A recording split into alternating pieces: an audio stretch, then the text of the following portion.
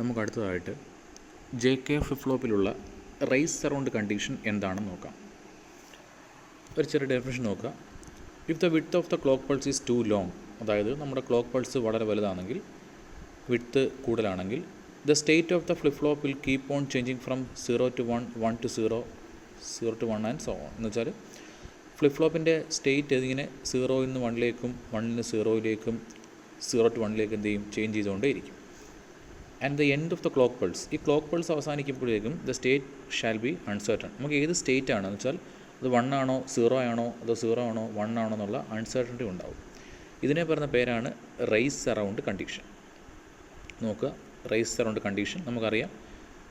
SR flip ഫ്ലോപ്പിലെ S = 1, R = 1, clock = 1 എന്നുള്ള state നമുക്ക് ഇൻവാലിഡ് സ്റ്റേറ്റ് കിട്ടും. ആ ഇൻവാലിഡിനെ അവോയ്ഡ് ചെയ്യാൻ വേണ്ടിയാണ് നമ്മൾ ഈ JK ഫ്ലിപ്പ് ഫ്ലോപ്പിൽ നമ്മൾ ക്യൂയിൽ നിന്നൊരു ഔട്ട്പുട്ട് ഫീഡ്ബാക്ക് ചെയ്ത് കെയിലേക്കും ക്യൂ ബാറിൽ നിന്നൊരു ഔട്ട്പുട്ട് ഫീഡ്ബാക്ക് ചെയ്ത് ജെയിലേക്കും കൊടുത്തിരിക്കുന്നത്. അപ്പോൾ എന്ത് കിട്ടുന്നു, Q1010യും ക്യൂ ബാർ 0101 തന്നെ കിട്ടും. ഇതിനെ പറഞ്ഞ പേരാണ് റൈസ് സറൗണ്ട്. അപ്പം നോക്കുക, നമ്മൾ ട്രൂത്ത് ടേബിൾ എഴുതി. അടുത്തതായിട്ട് when clock = 1, J = 1 and K = 1, a condition called race around condition. ഇതാണ് ഈ കാണിക്കുന്ന ഡയഗ്രമാണ് റൈസ് സറൗണ്ട് കണ്ടീഷൻ. നോക്കുക, അതിനകത്ത് ക്ലോക്ക് പൾസ് കാണിക്കുന്നുണ്ട്. J = 1 കൊടുത്തു, K = 1 കൊടുത്തു. ക്ലോക്ക് 1 കൊടുക്കുമ്പോഴും J = 1ഉം K = 1 സംഭവിക്കുന്നു.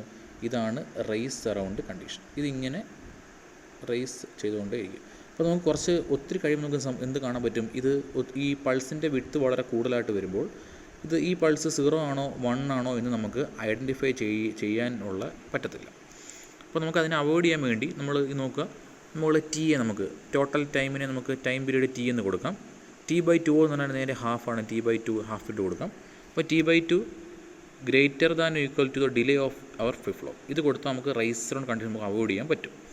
അടുത്തത് conditions to overcome the racing. ഈ റൈസ് സറൗണ്ട് കണ്ടീഷൻ അവോയ്ഡ് ചെയ്യാൻ വേണ്ടി T/2 നമുക്കറിയാം ഹാഫ് ടൈം പീരീഡ്. നമുക്ക് ഇത് T ആണെങ്കിൽ അതിൻ്റെ പകുതി T/2 ആണ്.